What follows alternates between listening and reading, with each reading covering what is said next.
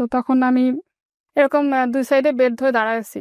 পরে বুঝতে পারছি ওখানে লাশ রাখা ও বাইরের সামনে সন্ধ্যার দিকে। আসার পর থেকে আমি একদম চুপচাপ, কোনো কথা বলি না। তো আমার আব্বা নাকি বলতো যে আমার মেয়েটা বোবা হয়ে গেছে, তোমরা কখনো যদি সরকারি চাকরি করো পুলিশের চাকরি করবে না। সরি টু সে, এটা বাবা বলেছে, ডিউ সে রেসপেক্ট। নিজে পুলিশ ছিল এবং আমার শুধু তখন একটা জিনিসই মনে হয়েছে যে কি হবে এখন আমাদের। আমার নাম হচ্ছে নুরুন্নাহার শিমুল। শিমুলের বয়স কত? 38। জন্ম জেলা কোথায়? জন্ম আমার হচ্ছে সাতক্ষীরাতে, বাট আমার হোম ডিস্ট্রিক্ট গোপালগঞ্জ। শুরু করেন আপনি যেখান থেকে বলতে চান, যেভাবে বলতে চান। আমার বাবা সরকারি চাকরি করতো, সেই সুবাদে হচ্ছে বিভিন্ন জায়গায় থাকা, এবং সেজন্য হচ্ছে আমার জন্ম সাতক্ষীরাতে। আমরা হচ্ছি 4 ভাই বোন। আমি হচ্ছে ভাই বোনের মধ্যে মেজো। আমি খুব দুরন্ত টাইপের ছিলাম, কথাবার্তা বেশি বলতাম, তারপরে চটপটা ছিলাম। বাট আস্তে আস্তে সেটা হচ্ছে 5 বছর বয়সে এসে চেঞ্জ হয়ে যায়। তো আমার যখন 6 মাস বয়স, তখন আমার বাবা হচ্ছে পোস্টিং হয়ে আসে সাতক্ষীরা কালীগঞ্জ থানায়। জি। তো তখন ওই বাসায় যে ভাড়া নেয় বাড়িওয়ালি, উনি আমাকে দেখে হচ্ছে কোলে করে নিয়ে যায়। দেখতেছে যে মা একা পারতেছে না 2টা বাচ্চা নিয়ে, 1.5 বছরের ছোট বড়, উনি কোলে করে নিয়ে যায়। ওই কোলে করে নিয়ে যাওয়ার পর থেকে 5 বছর আমি হচ্ছে বড় হয়েছে ওনার কাছে। এই কোলে করে নিয়ে যাওয়ার দিয়ে জানি না দিয়ে গেছে মানে এতই ভালোবেসে ফেলেছে যে হ্যাঁ, আপনাকে সবসময় কোলে আমাকে তুলে আসে। সব সময় কোলে করে রাখতো।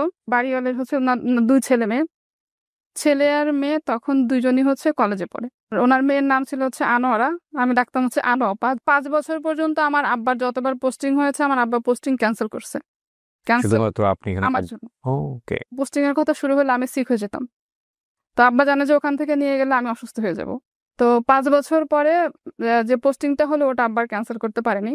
আব্বা তখন ট্রান্সফার হয়ে বরিশাল পিরোজপুরে আসলো। তো কিসের জব করতো আপনার বাবা? পুলিশের চাকরি করতাম। ট্রাকে যখন আব্বা সবকিছু তুললো, আমাকে আব্বা কোলে নিছে। উনি তখন চিৎকার করে কান্না করতেন।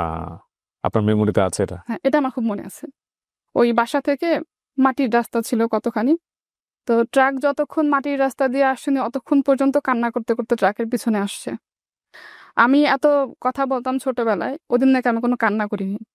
আসার পর থেকে আমি একদম চুপচাপ, কোনো কথা বলি না। তো আমার আব্বা নাকি বলতো যে আমার মেয়েটা বোবা হয়ে গেছে।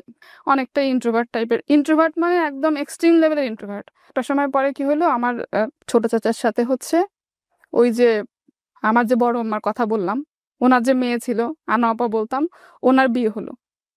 তারপরে পিরোজপুরে 5 বছর, এর মধ্যে ওনারা বেশ কয়েকবার আসছে, আমরা বেশ কয়েকবার গিয়েছে, দেখা সাক্ষাৎ হয়েছে, কিন্তু ওই যে আগের যে একটা আমি কথা বলতাম, মিশতাম, ওই জিনিসটা আমার মধ্যে ছিল না।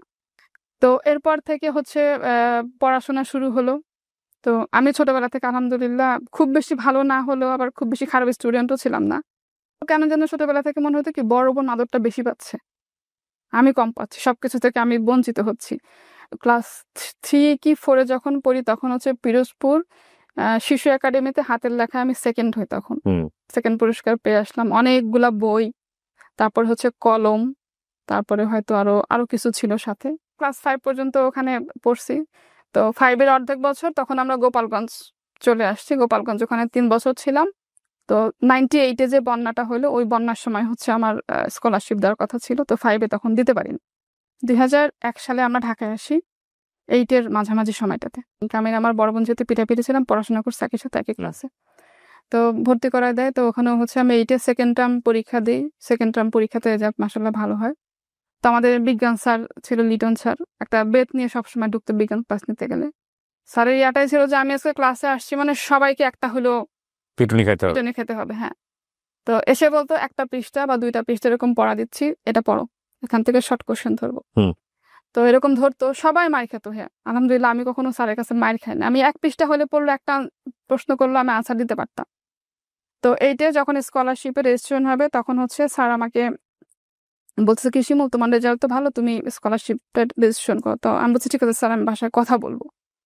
তো বাসায় কথা বলবো বলার পরে বাসায় এসে যখন বলছি, তো আব্বা মা বলছিলেন দরকার নাই, বছরের মাঝখানে আসছো, ভালো করে পড়াশোনা করতে পারো না।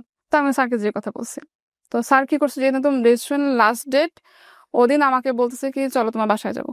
এসে মাকে বলতেছে যে ভাবি পারবেও, আমি সে আত্মবিশ্বাস আছে দেখে হচ্ছে ওকে আমি রেজিস্ট্রেশন করানোর কথা বলতেছি। ওদিন থেকে নিয়ত করছে হ্যাঁ আমার স্কলারশিপ পেতে হবে। বৃত্তি পরীক্ষা দিলাম, দেওয়া শেষ।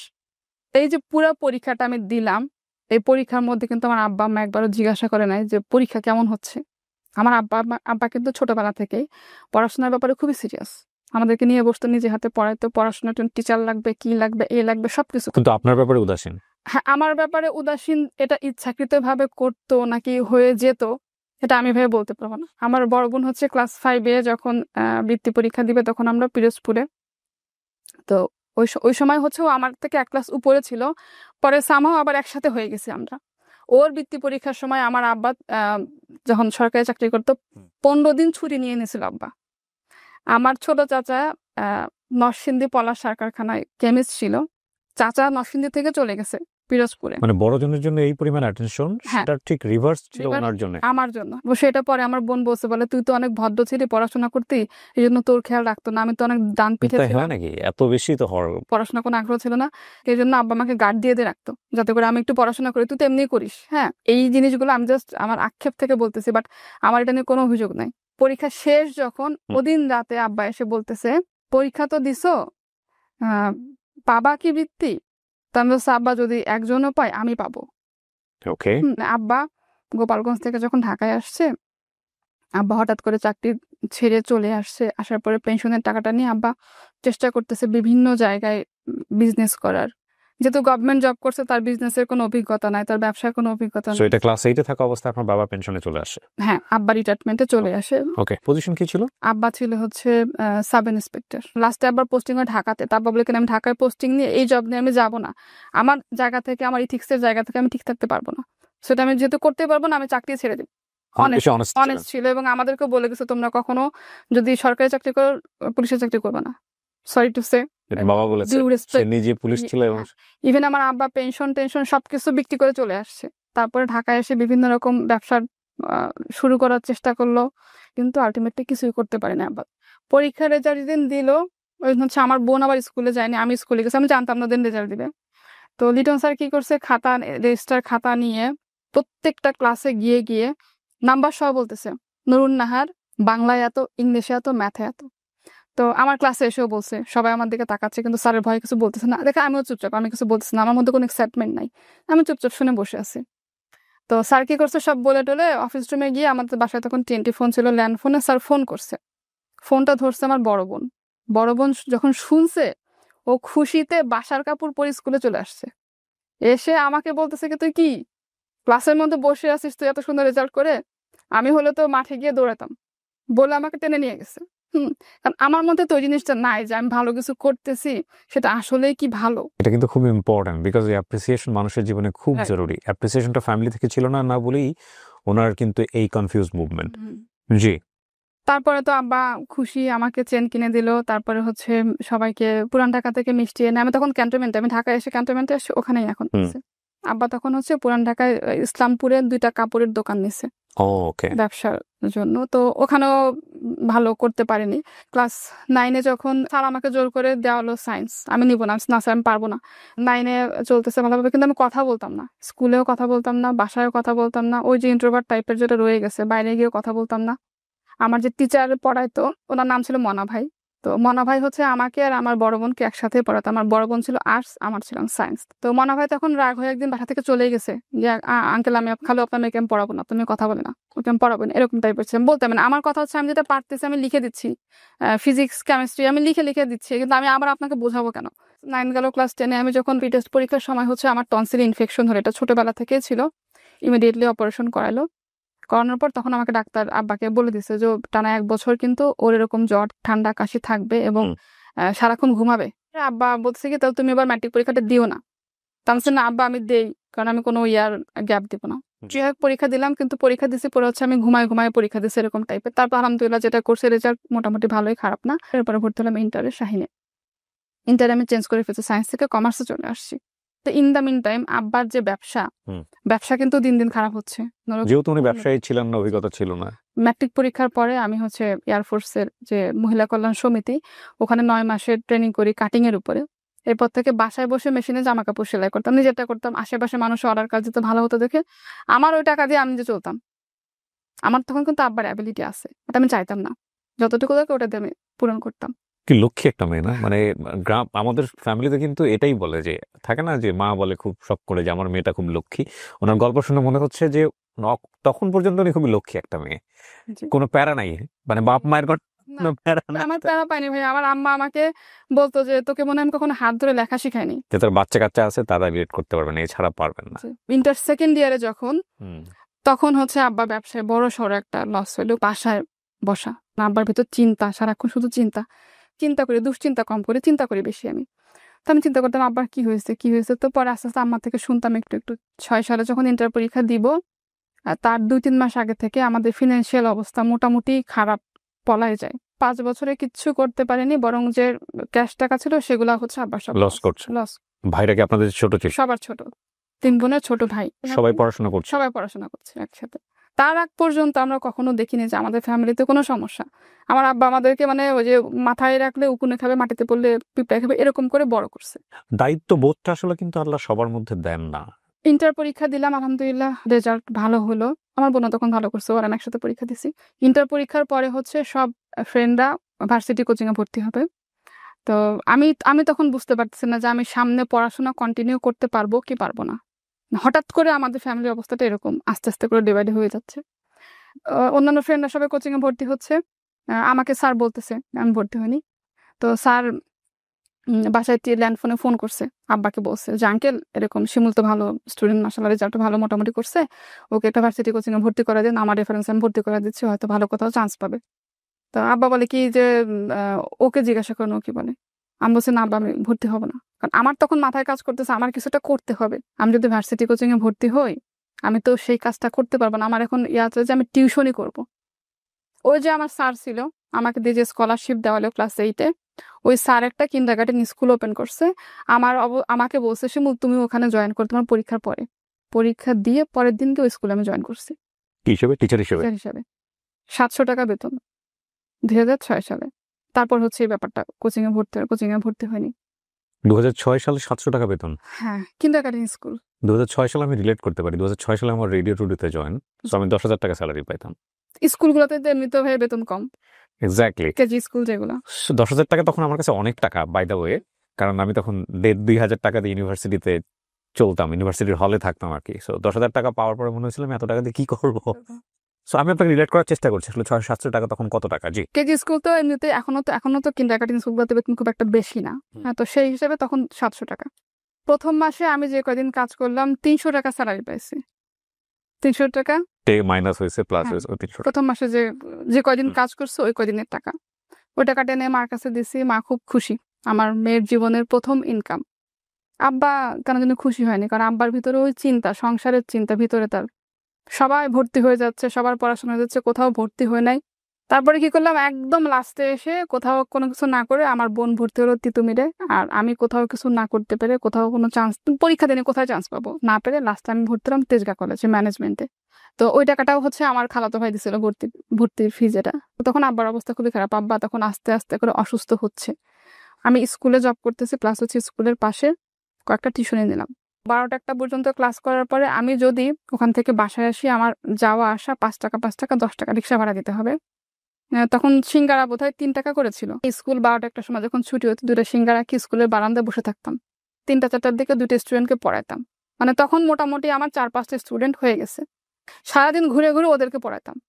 একবারে সন্ধ্যাবেলা বাসায় আসতাম। যদি স্টুডেন্টদের পড়াইতে গেলে নাস্তা দিত, সেটা খেতাম, খুবই স্বাভাবিক। এই নাস্তাটা কিন্তু আপনারা যারা দেন রেগুলার দিবেন প্লিজ।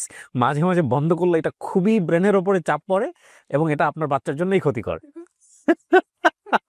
আমি টিউশনি করেছি তো আমি জানি।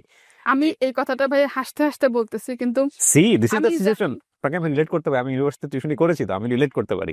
এটা খুবই ইম্পর্টেন্ট এবং এমনও হতো যে পড়াচ্ছি কিন্তু খেয়াল আছে কখন নাস্তাটা আসবে। এবং এটা আপনাদের কাছে ইম্পর্টেন্ট না হলেও এটা খুবই ইম্পর্টেন্ট। এবং আপনার বাসায় যদি কোনো টিচার এরকম থাকে তার প্রতি আপনারা এই কনসেন্ট্রেশনটা দিবেন এবং এটা খুব জরুরি। শুধুমাত্র এই মানে খাওয়া না, মাঝে মাঝে তাকে বোনাস দিয়ে দিন, মাঝে মাঝে তাকে ভালো কিছু গিফট করেন। হ্যাঁ, এটাতে আপনার সন্তান হেলদি থাকবে এবং definitely it's a kind of সাদাকা আমি মনে করি। জি। তারপরে হচ্ছে ওই স্কুলটা আমার বাসা থেকে একটু পেছন দিকে ছিল। এর মধ্যে আবার আমার এলাকার আরেকটা ভালো স্কুল থেকে একটা অফার আসতো। আপনি ম্যানেজমেন্টে ভর্তি হন? ম্যানেজমেন্টে। তখনও আমি কিন্তু ভর্তি হইনি, এটা ভর্তি হওয়ার আগের কথা। রেজাল্টের পরে যখন স্কুল চেঞ্জ করলাম, ওখানে চাকরি হয়ে গেল। ওখানে তখন 1200 টাকা বেতন। খুব একটা কলেজে আমি যেতাম না, তখন যে অনার্সে ভর্তি হলাম তেজগাঁ কলেজে। তখন স্কুল বাসা থেকে একদম কাছে, স্কুলে যেতাম, স্কুল থেকে এসে গোসল করতে করতে 4 জন স্টুডেন্ট 4-5 জন আসতো, ওদেরকে পড়ানো শেষ করতে করতে আমি আবার খেতাম, ওদের পড়া শেষ করায় আমি আবার রেডি হয়ে ওদের সাথে বের হয়ে যেতাম। সব শেষ করে বাসায় আসতে আমার 8টা থেকে 9টা বাজতো। ওই সময়টাতে আমার আব্বা টোটালি অসুস্থ, বেডরিডেন, মানে বিছানায় পড়া। একদম। আব্বার যেটা ছিল liver cirrhosis. In the mean time আব্বাকে অনেকবার ডাক্তার দেখানো হয়েছে, কেউ বলতো না যে আপনার লিভারের এই কন্ডিশন। 7 সালের থেকে আব্বাকে মাসে একবার হইলেও হাসপাতালে ভর্তি করতে হতো, কারণ যখন তখন আব্বার প্রচন্ড ব্যথা উঠতো, পেট ফুলে যেত, ব্যথা সহ্য করতে না পেরে মুখের মধ্যে হাত দিয়ে বমি করার চেষ্টা করতো একা একা। আশেপাশের বাসার মানুষজন দেখতো আব্বা কিভাবে চিৎকার করতেছে, অসহায়ত্ব, বাবাদের অসহায়ত্ব সহ্য করা যায় না, দেখা যায় না। তখন পুরো সংসারটা চলতে হচ্ছে, মানে ওই কয় টাকা আমি যে পাচ্ছি ওটা দিয়ে, প্লাস ওটার মধ্যে আব্বার মেডিসিন, বাকি ভাই বোনের পড়াশোনা। আর তখন আমার বড় বোন আবার কয়েকটা নিল, টিউশনি নিল, খরচ বেশি হবে দেখে বাসার 5তলা থেকে নিচতলায় আসলাম। নিচতলা বাসাটা ছোট। এই করে করে 2007 গেল, 8 গেল, 9 সাল। পেট ফুলে যেত, চিৎকার করে সারা রাত কান্না করতো, রাতে আমরা ঘুমাতে পারতাম না, আব্বাকে নিয়ে বসে থাকতাম, মানে এরকম একটা অবস্থা। সো এমনিতে ফিনান্সিয়াল কন্ডিশন তখন খারাপ। তারপরে হচ্ছে ওই 3 বছর আব্বা ট্রিটমেন্ট করাতে গিয়ে মানে আমার আম্মার স্বর্ণ পর্যন্ত বিক্রি করে দিছে, কিছু নাই, উল্টারও লোন হয়েছে মানুষের কাছ থেকে। আমাদের এলাকায় এক আপা ছিল, খ্রিস্টান, উনি ম্যাটারনিটির ডক্টর ছিল, ম্যাটারনিটি। তো আপা সব রিপোর্ট দেখে বলতেছে কি যে তোমরা তো একটু বড় হয়েছে, এখন তো বুঝো, যদিও বলা ঠিক না, তারপরে বলি বাবা তো খালুর পিছনে অনেক টাকা খরচ করছো, আর কোনো টাকা পয়সা তোমরা খরচ করো না, মানে there is no hope। হ্যাঁ, বাবা বিছনায় পড়ে আছে এরকম ভাবে তো কেউ দেখতে পারে না। আমরা চেষ্টা করছি, ঠিক আছে দেখি কি হয়, দেখি কি হয়। তারপরে একজন বলল কি যে পিজিতে নিয়ে যাও, তো নিয়ে গেলাম পিজিতে আব্বাকে।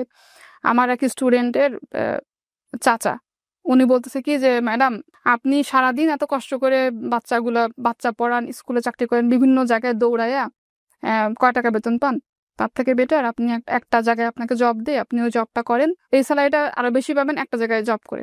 আমি তো এটা করতেছি, আমার বড় বোনকে দেন। বড় বোনের হচ্ছে 2009 সালের মে মাসে একটা জব হয়, এটা উত্তরাতে একটা ব্রোকারেজ হাউসে। উনি কি পড়াশোনা অবস্থায় জবে ঢুকে? পড়াশোনা অবস্থায় জবে ঢুকে। এর মাঝে ভাই আমি যখন স্কুলে জব করতাম, তখন আমি ইন্টারের পরে যখন অনার্সে ভর্তি হলাম, অনেক জায়গায় সিভি দিছি, বিভিন্ন অফিস থেকে কল আসতো, ইন্টারভিউতে যেতাম। তখন পর্যন্ত আপনার জীবনে কোনো মানুষ আসেনি, মানে লাইক না, ইউ লুক বিউটিফুল, কেউ না কেউ তো পোক করার কথা করছে ভাই, কিন্তু ওই সুযোগটা কোথায়? তখন চিন্তা শুধু মাথায় যে আমার ফ্যামিলি, বাবা অসুস্থ, ভাই বোনের পড়াশোনা, আমাদের পড়াশোনা, ফিউচারটা কি, ভবিষ্যৎটা কি করব। এই সেন্সটা কি পরিবারের অন্যান্য ভাই বোনদের মধ্যেও ছিল, নাকি আপনি খুব বেশি? আমার মধ্যে তো বেশি ছিল। একটা কথা বলি আপনাদেরকে, মানে ওনার গল্প শুনতে শুনতে আমার কাছে মনে হচ্ছে অনেক সময় দেখবেন যে অনেকগুলো গাছ, ওই একই জাতীয় গাছ চারপাশে আছে, কিন্তু একটা গাছ শক্তিশালী হয়ে গেছে অনেক বেশি। বোনের মে মাসের 1 তারিখে জবে জয়েন করলো, আমার আব্বাকে মে মাসের 2 তারিখে পিজি হাসপাতালে নিয়ে যায়, আমি, আমার মা, আর হচ্ছে আমার এক মামা নিয়ে আব্বাকে আউটডোরে দেখাইছে। দেখানোর পর আব্বাকে বলতেছে কি যে আপনাকে অ্যাডমিট হতে হবে, কি হয়েছে না হয়েছে কোনো কিছু বলেনি। তো আব্বাকে পিজিতে অ্যাডমিট করলো মে মাসের 2 তারিখে। তো প্রথম দিন যখন আব্বাকে ভর্তি করলাম, পিজির A block, B block, C block, এরকম আব্বার টেস্টের রিপোর্ট এক জায়গায় জমা দিতে হবে, এক জায়গায় টাকা জমা দিতে হবে। তো আমি একটা মেয়ে মানুষ, আমার তখন বয়স কত হবে, 19-20 এরকম, কিচ্ছু চিনি না, কিছু বুঝিও না, জাস্ট অন্ধের মতো ওই রিপোর্ট গুলা নিয়ে, স্যাম্পল গুলা নিয়ে বিভিন্ন জায়গায় জায়গায় ঘুরতেছি সকাল থেকে। এই সব কিছু করে বিকালবেলা যখন হচ্ছে আবার কিছু একটা নিয়ে যখন গেট দিয়ে বের হয়েছি, তখন মাথায় একটা চক্কর দিছে। তখন মনে পড়ছে আমি সারাদিন তো কিছু খাইনি আজকে। এর মধ্যে আমার হচ্ছে অনার্স ফার্স্ট ইয়ার ফাইনাল পরীক্ষা, বই খাতা কিনতাম না। আমার 2টা ফ্রেন্ড ছিল, ওই 2 ফ্রেন্ড হচ্ছে আমাকে পরীক্ষা রুটিন দিলে আমাকে জানাইতো, 2 ফ্রেন্ডে যে কোনো একটা রুটিন দিছে, রুটিন পেয়ে আমি ওদের হেল্প নিয়ে নীলক্ষেতে গিয়ে পুরানো বই কিনতাম, একটা সাজেশন বুক কিনতাম। তো এইভাবে আগের দিন রাতে পরে পরীক্ষা দিতাম। তো আব্বা যখন হাসপাতালে ভর্তি পিজিতে, তখন হচ্ছে আমার অনার্স ফার্স্ট ইয়ার ফাইনাল পরীক্ষা। আব্বা কিন্তু হেঁটে হেঁটে গিয়ে হচ্ছে হাসপাতালে ভর্তি হলো। কিন্তু প্রত্যেক দিন যেটা হতো, সকালবেলা হচ্ছে এক ঝাঁক ইন্টার্ন ডক্টর আসতো। সরি টু সে, আমি এখানে কাউকে ছোট করে বলছি না বা কাউকে মানে করেও বলছি না।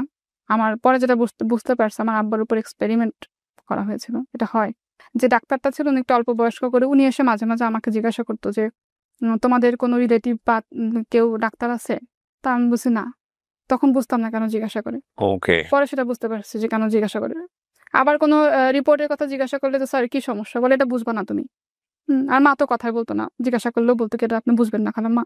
প্রত্যেক দিন সকালে আব্বার সকল টেস্ট চেঞ্জ, সকল ওষুধ চেঞ্জ, আবার সকাল থেকে শুরু হতো দৌড়াদৌড়ি, বিভিন্ন জায়গায় ব্লাড দেওয়া, স্যাম্পল টেনে দিয়ে যেত, ওটা জমা দিতে হতো, টাকা জমা দিতে হতো, আবার সন্ধ্যাবেলা রিপোর্ট আনতে হতো। অনেক সময় এমনও হয়েছে যে রিপোর্ট জমা দিতে গেছি, স্যাম্পল নিয়ে গেছি, বুঝি নাই, সন্ধ্যা হয়ে গেছে, সারাক্ষণ দৌড়াচ্ছি, খাওয়া নাই দাওয়া নাই, আব্বার জন্য সারাক্ষণ দৌড়াচ্ছি, এরকম 2 সাইডে বেড ধরে দাঁড়ায় আছি। পরে বুঝতে পারছি ওখানে লাশ রাখা এর সামনে, সন্ধ্যার দিকে। তারপর শুরু হলো আব্বাকে প্লাজমা দেওয়া। প্রথম দুই তিনটা প্লাজমা দিতে পারলাম, 4-5 জন ডোনার পেয়ে। এরপরে প্লাজমা কিনতে হইতো, ঘন্টার পর ঘন্টা গিয়ে ব্লাড ব্যাংকে বসে আছি আব্বার প্লাজমার জন্য। প্লাজমা দিতে হবে, থাকতো না প্লাজমা দিলে, লিভার সিরোসিস পেশেন্ট যারা, ওদের শরীর থেকে প্লাজমাটা বোধহয় কমে যায়।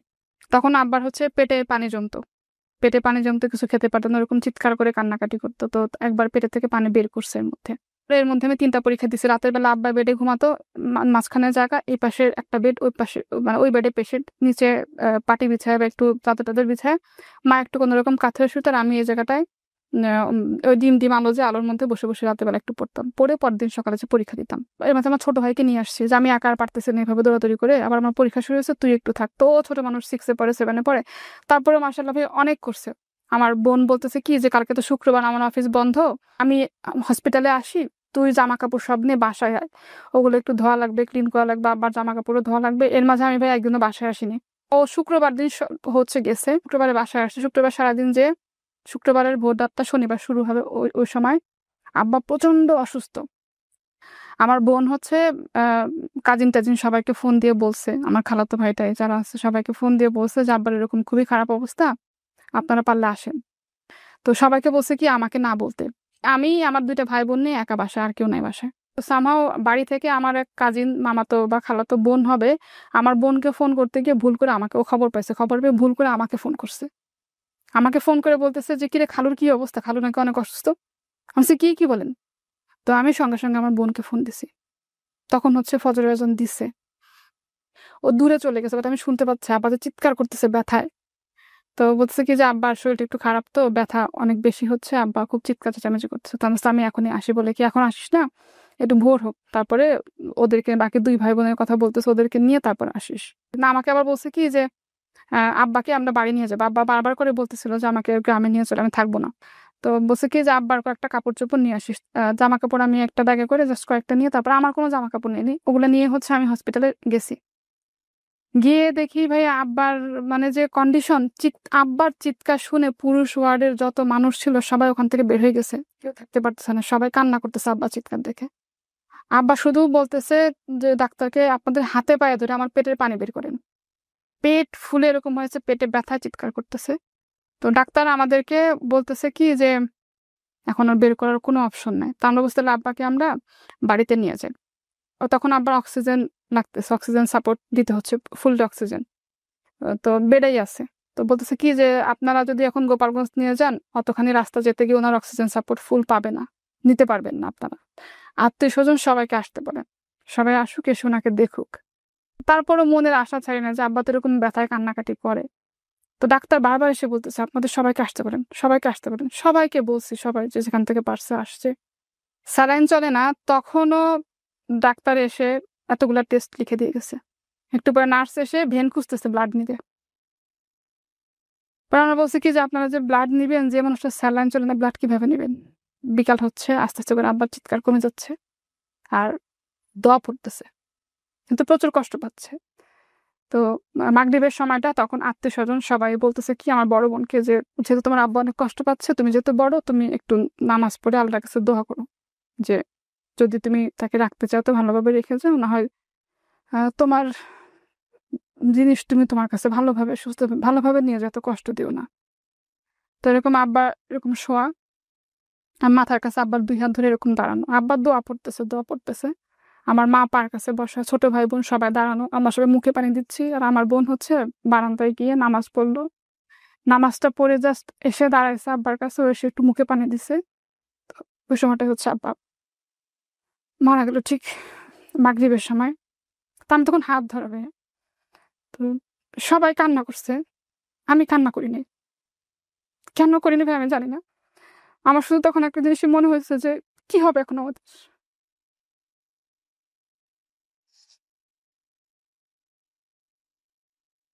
মানে আব্বা অসুস্থ ছিল, মাথার উপরে একটা তো ছায়া ছিল, মুরব্বি ছিল।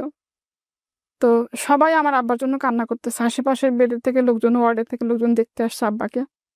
তো আত্মীয় স্বজন যারা আসতেছে সিঁড়ি থেকে চিৎকার করে, আমার ভাই বোন কান্না করতেছে। আমি আমার আব্বার লাশের পাশে বসে আছি, উঠি না ওখান থেকে। অনার্স কোন ইয়ারে তখন আপনি? First year. তখন হচ্ছে 3টা পরীক্ষা হয়েছে আমার। মে মাসের 23 তারিখে আব্বা মারা গেল।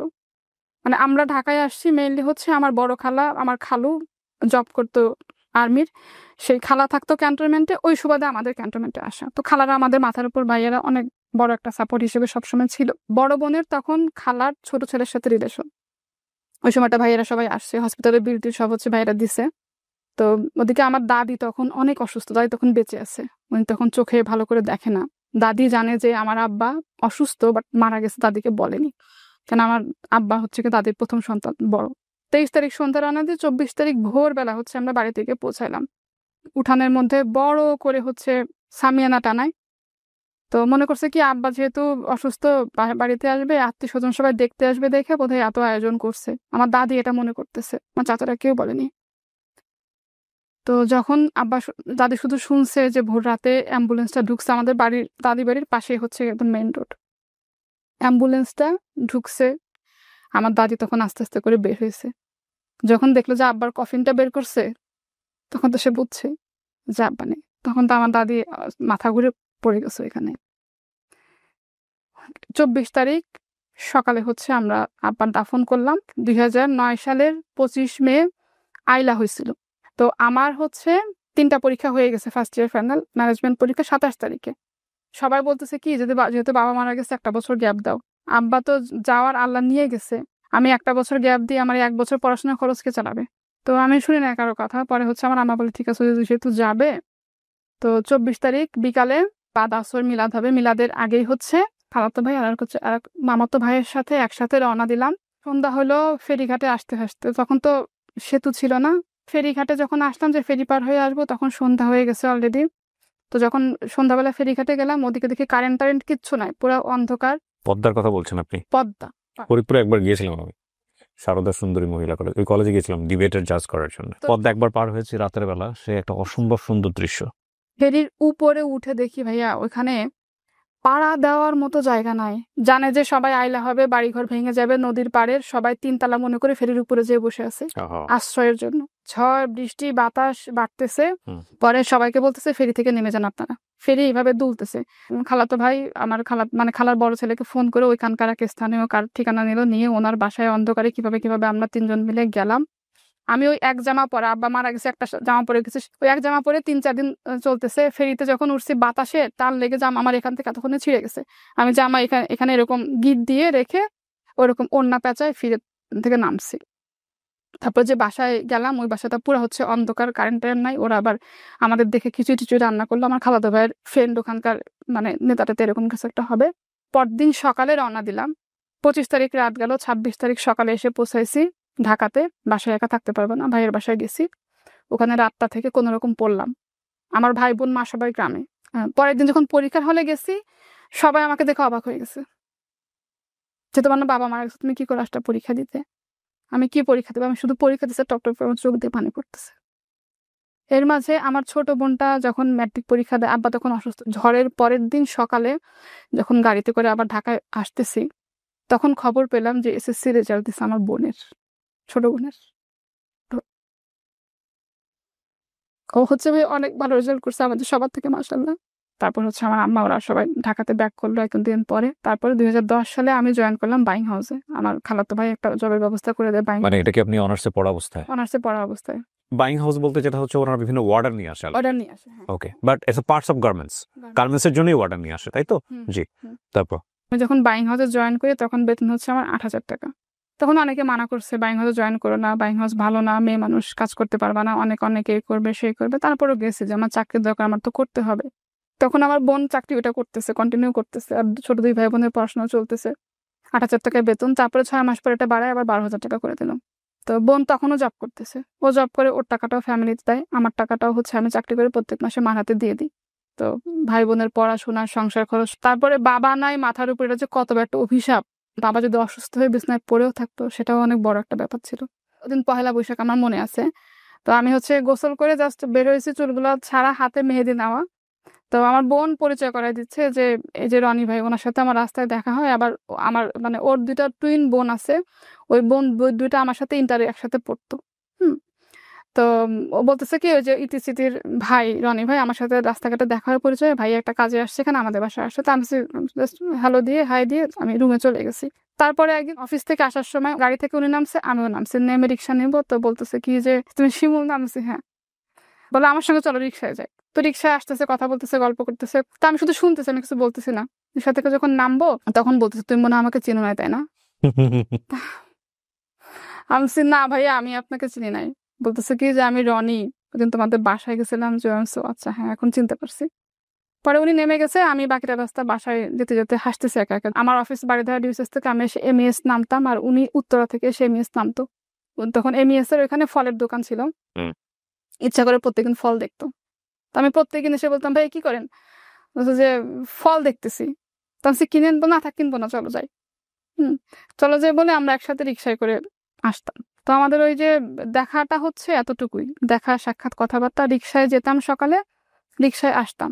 তারপরে হচ্ছে এরকম একদিন বলতেছে যে তোমার সাথে আমার একটু কথা আছে। বসলো একটা রেস্টুরেন্টে, অফিস শেষ করে বসে আমাকে প্রপোজ করলো, বললো। আগে থেকে বুঝতেন যে হ্যাঁ, কিছু একটা হতে যাচ্ছে? বুঝতে পারতাম। তো পরে আমি বললাম যে দেখেন আপনি আমার ফ্যামিলিতে কথা বলেন। তখন আমার বড় বোনের বিয়ে হয়নি। যদি হচ্ছে আমার ফ্যামিলি থেকে রাজি থাকে আমার কোনো সমস্যা নেই। তো বলে ঠিক আছে আমি কথা বলবো, সমস্যা নেই, বাট আমার তো একসাথে যাওয়া আসার পথে দেখা হচ্ছে, আমার তো যাওয়া আসা করতে পারে। আচ্ছা ঠিক আছে এরকম। তো এইভাবে করে যাওয়া আসা করতেছি, যাওয়া আসার পথে কথা বলতে বলতে একটা ভালো রিলেশন হয়ে গেলো। তখন থেকে রিলেশন আমাদের। হ্যাঁ, বাট ওই যে যে আমি তোমাকে ভালোবাসি তুমি আমাকে ভালোবাসো এরকম কখনো বলা হয়নি। আবার আমাদের কথা হয়তো খুবই কম। রাতে বাসায় আসতাম, অফিস থেকে আসছি, খাওয়া দাওয়া করছেন, আমি আপনি করে বলতাম। তুমিতে আসছি আমি অনেক পরে। খাওয়া দাওয়া করছেন, কি করতেছেন? ঘুমাচ্ছি, এই এতটুকুই শেষ কথাবার্তা। তো আমার বোন শুনছে যেন কার কাছে যে আমি ওর সাথে একসাথে আসতেছি, এসে আমার মার কাছে বলছে। তো এটা নিয়ে আমার মা আমাকে একটু বকা দিছে যে এরকম এরকম কেন এলাকার মধ্যে একসাথে এরকম যাওয়া আসা করে মানুষের দেখে, কথা বলে, এভাবে একসাথে যাওয়া আসা করবা না। এসে তো আমার এটা খুব রাগ লাগছে। তখন হচ্ছে আমি রাগ করে ওকে ওই কথাটা বলি যে এটা না আমার বোন এই কথাটা বলছে, মাও রাগ করছে। তো ও ওদিন হয়তো অফিস বন্ধের দিন ছিল, বিকালে আমাদের বাসায় আসছে। বিকালে এসে আমার আম্মার সাথে কথা বলছে। বলছে কি খালাম্মা, শিমুলকে হয়তো এই ব্যাপারে কিছু বলছেন, তো যদি আপনাদের কোনো সমস্যা না থাকে আমার ফ্যামিলি থেকে আমি সবাইকে পাঠাই। তখন ওর বড় ভাইয়েরও বিয়ে হয়নি, আমার ভাসুর যে তারও বিয়ে হয়নি, আমার বড় বোনের বিয়ে হয়নি। তো বলতেছে যদি আপনারা চান তো আমাদের ফ্যামিলি থেকে সবাইকে পাঠাই। তোমার মা বলে কি দেখো বাবা তুমি যে কথাটা বলছো এটাই অনেক বড় একটা ব্যাপার। হ্যাঁ, এলাকার ভিতরে একসঙ্গে যাওয়া আসা করো তো মানুষের কথাবার্তা বলে, এই কারণে আমি রাগ করছি। কিন্তু তুমি যে নিজ থেকে সে কথাটা বলছো এটাতে আমি খুশি হয়েছি।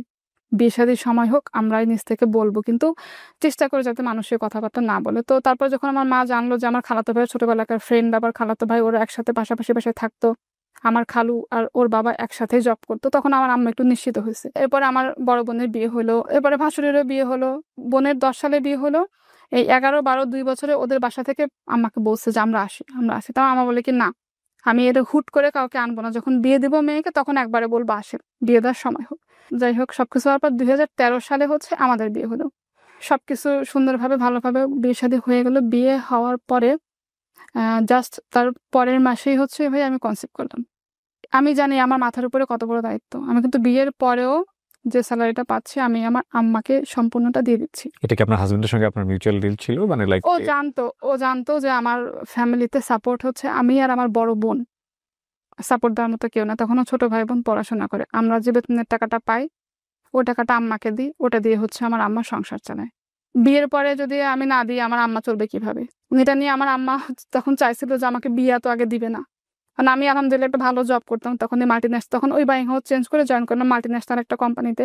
আম্মা জানতে চাইতো ভালো একটা জায়গায় কাজ করে, কাজের প্রতি ডেডিকেশন আছে, ও ভালো করবে লাইফে। তা আম্মা চাইতো কি আমার বিয়েরও পরে হোক, আরো ভালো কিছু করি, ভাই বোনদের পড়াশোনা হোক।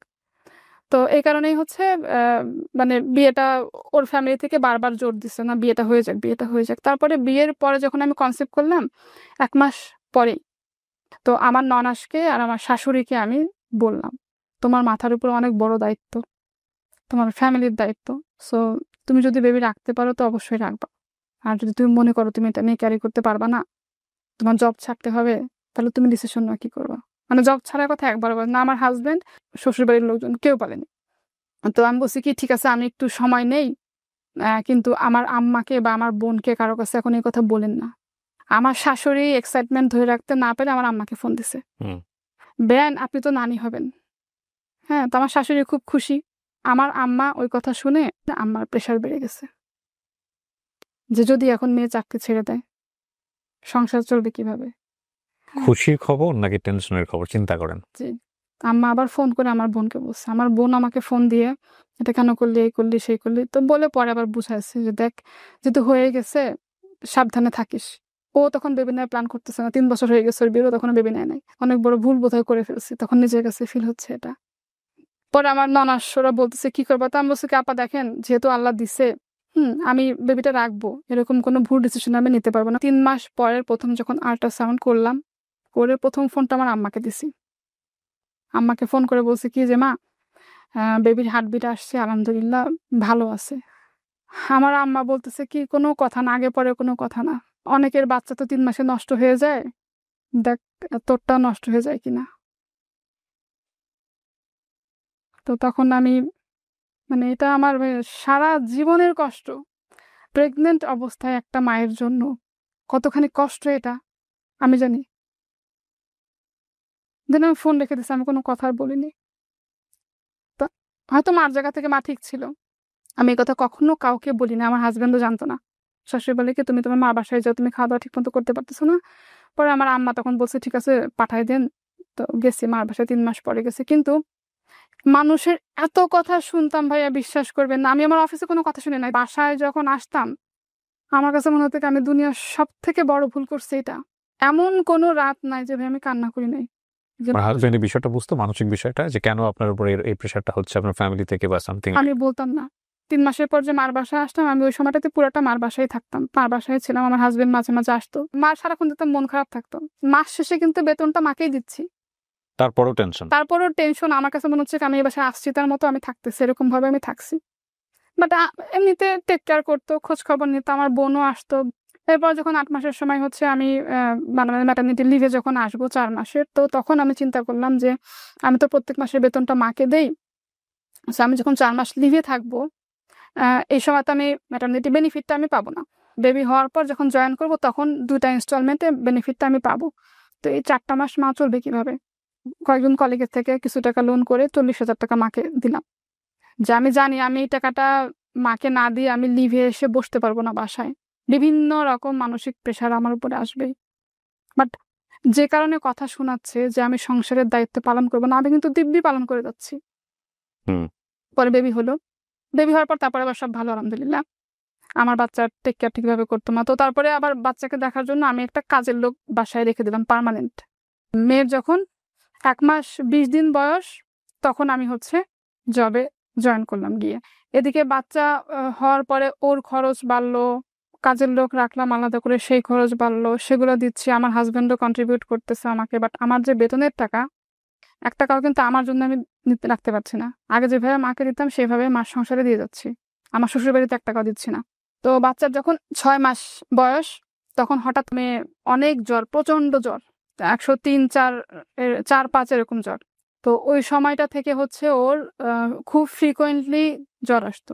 ইন দ্য মিন টাইম আমার বড় খালা 2014 সালে মারা গেল, তখন হচ্ছে আমার বোন জব ছেড়ে দিয়ে আমার আম্মাকে আমার বোনের বাসায় নিয়ে গেল। তখন সবকিছু হচ্ছে আমি দেখতেছি।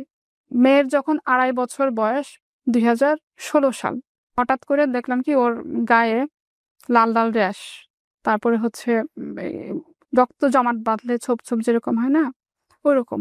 গুগলে সার্চ করার পরে যেটা জানলাম যে ওর হয়তো লিউকেমিয়া অথবা আইটিপি। ডাক্তার দেখালাম, দেখানোর পরে ডাক্তার ওর বাবা জিজ্ঞাসা করছে স্যার সিরিয়াস কোনো কিছু কিনা, বলে তো ডাক্তার বলছে কি যে আমরা এই মুহূর্তে এখনই কোনো কিছু বলতে পারবো না, ওকে টেস্টের রিপোর্টগুলো আগে পাই। 7 তারিখে ওকে ডাক্তার দেখালাম, 9 তারিখে সব রিপোর্ট পেলাম হাতে। তখন আর প্লেটলেট কাউন্ট অনলি হচ্ছে 6,000। ডেঙ্গু হলে যে প্লেটলেট কাউন্টটা কমে যায় 1.5 লাখ থেকে 5 লাখ থাকার কথা। বেবির বয়স কত তখন? 2.5 বছর তখন। এই টেস্ট করতে হবে, এগুলো করতে হবে, এটার খরচ এরকম। তো ওকে ভর্তি করতে হবে।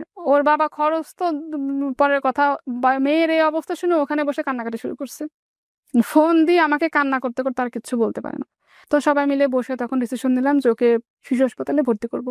শিশু হাসপাতালে ভর্তি করলাম। ভর্তি করার পরে টেস্ট করার পর প্লাটলেট 9 তারিখে ছিল 6000, 10 তারিখে কমে সেটা হলো 3000। বিভিন্ন টেস্ট যা কিছু সবকিছু করালো। পরে আস্তে আস্তে ডাক্তার বলে এটা হচ্ছে আইটিপি। তো কাউকে বুঝাতে পারতাম না আসলে আইটিপি কি, ব্লাড ডিসঅর্ডার। এটা হচ্ছে 1 লাখে একটা বাচ্চার হয় বিশ্বে। ট্রিটমেন্ট শুরু করলো। ওরা বলছে এটা লেন্দি ট্রিটমেন্ট, অনেকদিন সময় লাগবে, কিন্তু আমাদের তখন ফিনান্সিয়াল অবস্থা কিন্তু এত বেশি ভালো না। এর মধ্যে ওকে প্রথমে স্টেরয়েড দিল। স্টেরয়েড যেটা খেলে হচ্ছে মানুষ মোটা হয়ে যায়। 1 সপ্তাহের মধ্যে ওর ওয়েট 3 গুণ বেড়ে গেল। তারপর হচ্ছে খাওয়ার রুচি বেড়ে গেল। 2.5 বছর বাচ্চা একটা মুরগি এক জায়গায় বসে খেয়ে ফেলতো। একটা সংগ্রাম শেষ তো আরেকটা সংগ্রাম শুরু। ইন দ্য মিন টাইম আমি কিন্তু অফিস আমার চলতেছে, ওখানে বসে মেয়ের স্যালাইন চলতেছে, ইনজেকশন চলতেছে, ও ঘুমাচ্ছে, আমি ল্যাপটপে বসে কাজ করতেছি। ইন দ্য মিন টাইম আমি স্যালারিটা পাচ্ছি, মেয়ের ট্রিটমেন্টের খরচ না দিয়ে আগে মাকে টাকা দিচ্ছি। 21 দিন পরে যখন হচ্ছে দেখি ওর কোনো ইমপ্রুভমেন্ট নাই, ডাক্তারকে বললাম যে আমরা ওকে নিয়ে যাবো, বলে কি আপনাদের বন্ড সই দিয়ে নেওয়া লাগবে, এই অবস্থায় বাচ্চাকে নিতে পারবেন না। তো বলতে তাহলে যেহেতু আপনারা নিয়ে যাবেন, আমরা আইভিআইজিটা করাই। 21 দিনে প্লাটলেট কাউন্ট 10,000-এর উপরে আর 1,000-ও বাড়ে নাই, 10,000। 21 দিন পরে যখন আইভিআইজি যখন শেষ হলো, 6টা ইঞ্জেকশন দেওয়া, তখন ওর প্লাটলেট কাউন্ট বেড়ে হলো 1,30,000। তখন ডাক্তার বলে কি এখন আপনারা নিয়ে যেতে পারেন বাচ্চাকে, কিন্তু এত কিছু করে যেহেতু প্লাটলেট কাউন্টটা বাড়ছে, 1 সপ্তাহের মধ্যেই হচ্ছে এটা আবার ফল করবে। তো ঠিকই তাই হলো, বাসায় নিয়ে আসলাম। এর মধ্যে আমরা প্ল্যান করতেছি ওকে নিয়ে আমরা চেন্নাইতে যাব। 1 সপ্তাহের মধ্যে ওটা কমতে কমতে 20,000 30,000 করতে করতে করতে করতে আবার সে 10,000-এ চলে আসছে। তখন একটু একটু করে নোজ ব্লিডিংও শুরু হয়েছে ওর। আমরা ওকে নিয়ে 2016 সালে সম্ভবত আগস্ট মাসে চেন্নাইতে যাই। টানা 21 দিন চেন্নাইতে তো ট্রিটমেন্ট চললো। তো ডাক্তার ওখান থেকে বসে দেখেন যে অনেকের হচ্ছে 6 মাসের মধ্যে ভালো হয়ে যায়, কিন্তু আপনার বাচ্চাটা যেহেতু ভালো হচ্ছে না, এত কিছু করার পরে হয়তো এটা সময় লাগবে। চেন্নাই থেকেও মেডিসিন দিল। তো 21 দিন পরে দেশে আসলাম। আসার পরে মেয়ে আরো অসুস্থ, সমানে হচ্ছে নোজ ব্লিডিং, আর কাশতে কাশতে মানে এরকম গামছা ধরে রাখতাম, কাশি দিয়ে ফেলতো ব্লাড, নাক দিয়ে ব্লাড। তো ওটা যখন বাথরুমে ধুইতাম, মানে কাঁচা রক্তের গন্ধ। বাচ্চার বয়স কত তখন? 2.5 বছর। তখন পুরো বালতি লাল হয়ে গেছে, গামছা এরকম ধরে রাখতাম, বমি করতেছে, পুরো রক্ত বেরোচ্ছে। তো ওই যে রক্তের গন্ধ, ব্লাডের গন্ধ, ওটা মনে হয় আমার কাছে এখনো লাগে। হ্যাঁ, মনে করছিলাম যে ভাই আমার জব থাকবে না, 3 মাস যেহেতু বাসা থেকে কাজ করতে, জব থাকবে না। বাট আলহামদুলিল্লাহ আমি 3 মাস যে সাপোর্ট দিচ্ছি ওটার জন্য ওটা আমি অ্যাওয়ার্ড পাইছি অফিস থেকে। মাশাআল্লাহ, আমার বস অ্যাওয়ার্ড দিচ্ছে। ওর ট্রিটমেন্ট এরকম চলতে থাকলো। 6 মাস পরে আবার চেন্নাই গেলাম। পরে মেডিসিন খাওয়াতে খাওয়াতে এমন হলো, ইমিউনিটি সিস্টেম এত বেশি কমে গেল, যখন তখন জ্বর আসতো, যখন তখন অসুস্থ। ওই অবস্থায় রেখে আমি চাকরি করতেছি, এখন আমার কন্ট্রিবিউট করতে হবে। হ্যাঁ, 17 সালে আলহামদুলিল্লাহ আমার একটা বেশ ভালো একটা অফার আসে, বেটার অপরচুনিটি। তখন আমি জব আবার চেঞ্জ করি। তখন 17 সালটাতে একটু ভালো স্কুলে ভর্তি করবো। তো তখন আমার শাশুড়ি বলছে কি, তাহলে তোমরা কাজ করো, তোমার মা যেখানে থাকে ওই বিল্ডিং এ বাসা নাও, ওকে স্কুলে নিয়ে যাবে, এই কারণে। হ্যাঁ, তো আসলাম, আলাদা আসলাম। তো তখনও আমার কন্ট্রিবিউশন, আমার আম্মাকে আমি টাকা পয়সা দিয়ে যাচ্ছি, আমার মেডিসিনের জন্য, ভাইয়ের পড়াশোনার কিছু টাকা পয়সা, ছোট বোনের, ওরাও স্ট্রাগল করছে। আমার ভাই বোনরা সবাই প্রচুর স্ট্রাগল করছে। আব্বা মারা যাওয়ার পর থেকে আমার ডায়াবেটিক, প্রেশার, তার প্রত্যেক মাসে আমার ডাক্তার দেখাতে হতো, মেডিসিন লাগতো, সবকিছু চলতেছে। 16 সাল থেকে ওই যে মেয়েকে নিয়ে শুরু হলো, বছরে 2 বার করে চেন্নাই যেতাম। যতবার গেছে অতবার ব্যাংক টন করে নিয়ে যাচ্ছি। আবার এসে লোন পরিশোধ করতে না করতে আবার 6 মাসের মধ্যে আবার মেয়েকে নিয়ে চেন্নাইতে যাও। তো এইভাবে করেও কিন্তু ওর কোনো ইমপ্রুভমেন্ট নাই। যখন তখন জ্বর, যখন তখন অসুস্থ। প্লাটলেট কাউন্ট 10,000 ওর থেকে 1,000-ও বাড়ে না। ওকে যে স্কুলে ভর্তি করবো যে পড়াশোনা করতে পারবে কিনা, স্কুলে যেতে পারবে কিনা, সেটাই তো সন্দেহ। আবার ডাক্তার বলছে ওর কোথাও কাটলে সহজে ব্লাড বন্ধ হবে না, ব্যথা পেলে গোল গোল চাকা হয়ে যায়। ডাক্তার বলছে স্কুলে যদি ভর্তি করেন, যদি আল্লাহ না করুক খেলাধুলা করতে গিয়ে পড়ে যায়, মাথায় লাগলে ব্রেন হ্যামারেজ হবে, থাকবে। এই অবস্থায় আপনি আপনার মানে ফ্যামিলি চালাচ্ছেন। তখন একটু কমে আসছে। প্রেসক্রিপশন আমি ভাবে চালে দেখাতে পারি, নিয়ে আসছি। এত বড় প্রেসক্রিপশন, রাতে ঘুমাতে পারতাম না। হঠাৎ করে ব্লিডিং শুরু হয়েছে, পুরো বালিশ মাখাই গেছে, ঘুমের মধ্যে ব্লিডিং হচ্ছে, টিস্যু এরকম ধরে দিয়ে রাখছে, টিস্যুর পর টিস্যু ভিজতেছে, নোজ ব্লিডিং হচ্ছে, গাম ব্লিডিং হচ্ছে। সারা রাত মেয়েকে নিয়ে বসে আছি। মেয়ের 102-3 জ্বর, সকালে গিয়ে আবার অফিস করতেছি। বোন দেখতেছে, মা দেখতেছে, কাজের লোক দেখতেছে, এরকম করে সে 2016 সাল থেকে এই পর্যন্ত চলতেছে। যদিও এটা কোনো জেনেটিক সমস্যা না। তখন একটা বাচ্চা নিয়ে এত দৌড়াদৌড়ি করতেছে, এত কষ্ট করতেছে, এত স্ট্রাগল করতেছি। সেকেন্ড বেবিটা নিয়ে আমরা কিভাবে আবার এত দৌড়াদৌড়ি করবো, এই প্ল্যান করে কোনো বেবিও নেই। ইন দ্য মিন টাইম আম্মার অবস্থাও আরো আস্তে আস্তে খারাপ হচ্ছে, অসুস্থতা আম্মার কিন্তু বাড়তেছে, আম্মার খরচও ওদিকে বাড়তেছে। হ্যাঁ, এর মধ্যে ছোট বোনের বিয়ে হয়েছে, তো ভাইও পড়াশোনা করতেছে, সবকিছু মিলে সবাই মিলে চেষ্টা করতেছে আম্মার ট্রিটমেন্টটা করানোর জন্য। তার মধ্যে জব করে আমি হচ্ছে ভাই বোনদের মধ্যে একা। করোনা যখন হলো, করোনার টাইমটাতে আমারও তখন করোনা হয়েছে, টানা 5 দিন প্রায় বাসায় হচ্ছে অক্সিজেন সাপোর্টে ছিলাম, এত ক্রিটিক্যাল অবস্থা ছিল, প্রচুর খারাপ অবস্থা। আমার বোনের হাজবেন্ডের একসাথে। পরে আমি করলাম কি, আমার হাজবেন্ডকে মেয়েকে দিয়ে হাজবেন্ডকে পাঠিয়ে দিয়েছে আমার শ্বশুর বাড়িতে। তারপরে বাসা আসার পর আমার হাজবেন্ডেরও হলো, কিন্তু আল্লাহর রহমত মেয়ের হয়নি। ওই সময়টাতে আমার অফিস হচ্ছে উত্তরাতে, তো আমি ক্যান্টনমেন্ট থেকে করোনার পরে জার্নি করে যেতে পারতাম না। মানে এত বেশি জয়েন্ট পেন, এত বেশি ব্যাক পেনে যে বসে, এগুলো এখনো আছে, এই যে ব্যাক পেন এখনো বসে আছে, আমি শক্ত হয়ে আছে পিঠের মধ্যে, তো যেতে পারতাম না। পরে আমার হাজবেন্ডকে বললাম কি, চলো তাহলে আমরা উত্তরা চলে যাই। তো তখন 2020 সালে করোনার পরের টাইমটা তো উত্তরে বাসা নিলাম। করোনার পর থেকে আমি মেন্টালি মানে খুবই ডিপ্রেসড। পরে ডাক্তার দেখাইলাম, ইভেন রোকাইয়াও করাইলাম। পরে বলে কি, আপনার একটা বেবি নেন, একটা বেবি নিলে হয়তো আপনি একটু স্ট্রেস থেকে বের হয়ে আসতে পারবেন। তারপরে প্ল্যান করলাম সেকেন্ড বেবির। পরে আলহামদুলিল্লাহ কনসিভ করলাম। এর মধ্যে জব কিন্তু জবের জায়গায় চলতেছে। এরপরে সেকেন্ড বেবিটা যখন হলো, ওই বেবির বয়স যখন 6 মাস, তখন এই বড় মেয়ের ট্রিটমেন্ট তো টানা চলতেছে। চেন্নাই থেকে বলছে কি, ওর হচ্ছে একটা সার্জারি করতে হবে, এটাকে বলা হচ্ছে স্প্লেনোক্টমি, মানে স্প্লিনটাকে রিমুভ করে ফেললে হয়তো সে ভালো হতে পারে। যদি কখনো প্ল্যান করেন তখন আসেন, তাছাড়া হচ্ছে আপনাদের চেন্নাইতে আর এখন আসার দরকার নেই, ওর তো কোনো ইমপ্রুভ হচ্ছে না। হ্যাঁ, এরপরে যখন উত্তরায় গেলাম, টানা এমন কোনো ডাক্তার নাই ওকে দেখায়নি। এক ডাক্তার দেখাইতাম, 2 মাস পর চেঞ্জ, সে ফেল, আমি পারতেছি না কোনোভাবে। তার প্যাটলেট কনবানো, ওই রকম নোজ ব্লিডিং, গাম ব্লিডিং চলতোই। ইন দ্য মিন টাইম মা হচ্ছে হার্ট অ্যাটাক করলো একবার, মাকে ভর্তি করা হলো হার্ট ফাউন্ডেশন। মেয়েকে নিয়ে তো এরকম চলতেছে। 20 সাল থেকে আম্মা অসুস্থ হতে হতে হতে 21 সাল কি 22 সালের দিকে আম্মার কিডনির সমস্যাটা বেড়ে গেল, আম্মার ডায়ালিসিস শুরু হলো। তো এর মধ্যে আম্মার ডায়ালিসিস তো প্রচুর খরচ। মার ট্রিটমেন্টে আমার ভাই বোন মিলে সবাই দিছে, আমিও আমার সাধ্যমতো কন্ট্রিবিউট করি যতটুকু পারছি। তো এভাবে করে 3 বছর টানা মার ট্রিটমেন্ট চললো, ডায়ালিসিস। গত বছর অক্টোবর মাসে আম্মা মারা গেছে। এর মধ্যে ছোট ভাইকে বিয়ে দিলাম, ও সংসার হইলো, ও জব টপ করতেছে। কিন্তু এই যে মেয়েকে নিয়ে স্ট্রাগল, এরকম হয়েছে, একটা মেডিসিনের দাম 1000 টাকা, 30 দিনে 30টা মেডিসিন। তো ডাক্তাররা বলছে আস্তে আস্তে বড় হইতে হইতে হয়তো সমস্যাটা ঠিক হয়ে যাবে, কিন্তু এখন এটা হয়ে গেছে হচ্ছে আপনার ক্রনিক আইটিপি যেটাকে বলে, মানে এভরি টাইম বেঁচে থাকা যুদ্ধের মতো করে। জি। বাট আমার যে লাইফের স্ট্রাগল, আমার যে জব 15 বছর ধরে যে আমি চাকরি করতেছি, এই 15 বছর জবের মধ্যে একটা দিন আমি ব্রেক নিইনি।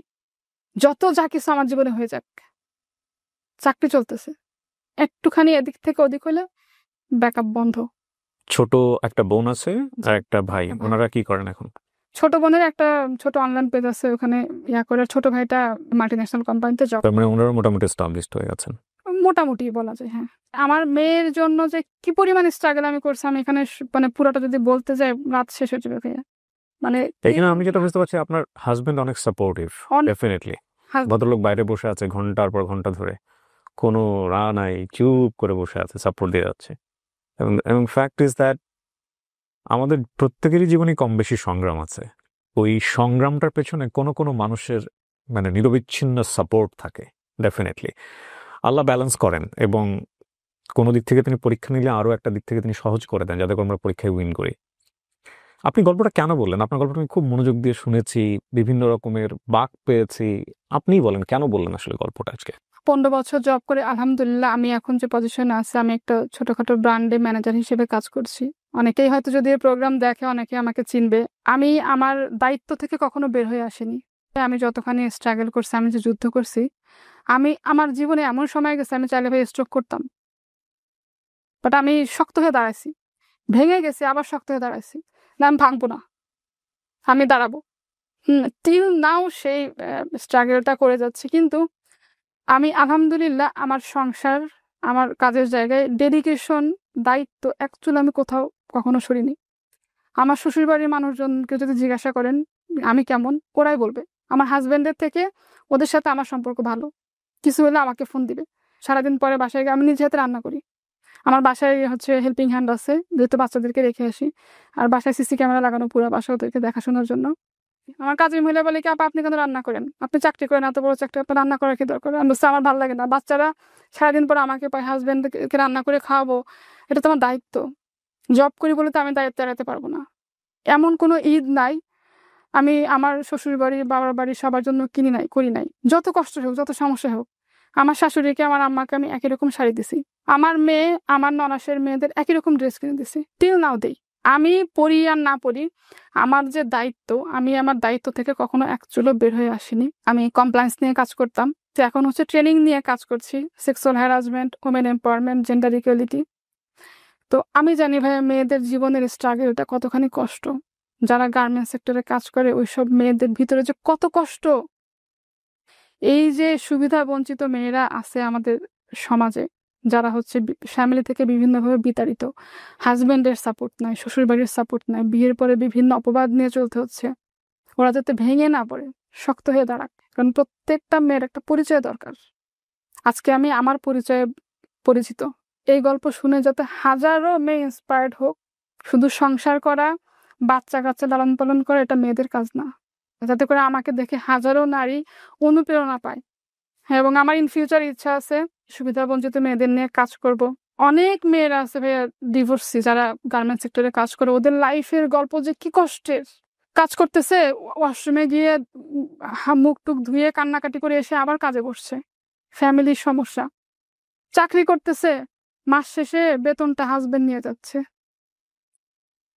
অথচ সে কিন্তু ফ্যামিলির জন্য করতেছে, তার ডিসিশন দেওয়ার কোনো অধিকার নাই, সে কিন্তু ফ্যামিলির জন্য করতেছে। অসাধারণ গল্প। আজকের এই গল্পে অনেকেই নিজেকে খুঁজে পাবেন। খুব গভীর একটা নদী যেখানে স্রোতটা টের পাওয়া যায় না, এরকম একটা গল্প। দায়িত্ব জিনিসটা অনেক কঠিন একটা বিষয়, অনেক কঠিন একটা বিষয়, কিন্তু দায়িত্ব নেয়ার ব্যাপারটা, এইটা যাদের মধ্যে আছে তারা জানে যে এত কঠিন বিষয়গুলো কিভাবে তাদেরকে মোকাবেলা করতে হয়, কি জটিলতার মধ্য দিয়ে জীবনের প্রতিটা বাঁকে বাঁকে যেতে হয়। এই গল্পের কখনো না কখনো আপনি নিজেকে খুঁজে পাবেন। বাবা হারিয়ে যাওয়ার সময়, বাবা হারিয়ে যাওয়ার পরে পরিবারের যে রেসপন্সিবিলিটি নিতে হয় সেই সময়টাতে, এবং সেই রেসপন্সিবিলিটি নেওয়ার পরে জীবনের খুব খুব কাঙ্ক্ষিত পার্টিকুলার একটা মোমেন্ট, সেই মোমেন্টে এসে একজন মানুষকে নিজের জীবনে পাওয়া, এবং তারপরে অনাকাঙ্ক্ষিতভাবে হলেও প্রথম বেবি, সেটার যে সংগ্রাম। আমি ওনার বেবিকে দেখেছি, আপনাদেরকে আমি দেখাইনি। ওনার প্রথম বেবিটা এসেছিল একটু আগে স্টুডিওতে। সো এটা আসলে অনেক পরিবারকে ছুঁয়ে যাবে কোনো না কোনোভাবে। তবে একটা কথা আছে যে জীবন সংগ্রামে নিজেকে না থেমে এগিয়ে নিয়ে যাওয়াটাই জীবন। আপনি যদি চিন্তা করেন যে আজকে এই যে শিমুল যে গল্পটা বললো, ও যতটা মেরিটোরিয়াস, ও ফ্যামিলি যদি ওকে এই সাপোর্টটা দিতে পারতো, কিংবা ওকে যদি ওই পৃষ্ঠপোষকতার জায়গাটায় রাখতে পারতো, ইকোনমিক্যালি, ফিনান্সিয়ালি এবং মেন্টালি, তাহলে ও আরও কত দূর যেতে পারতো, তাই না? কিন্তু ওনার জায়গা থেকে উনি নিজেকে বারবার প্রুভ করেছেন, ফ্যামিলির জন্য, নিজের জন্য, ফিউচারের জন্য।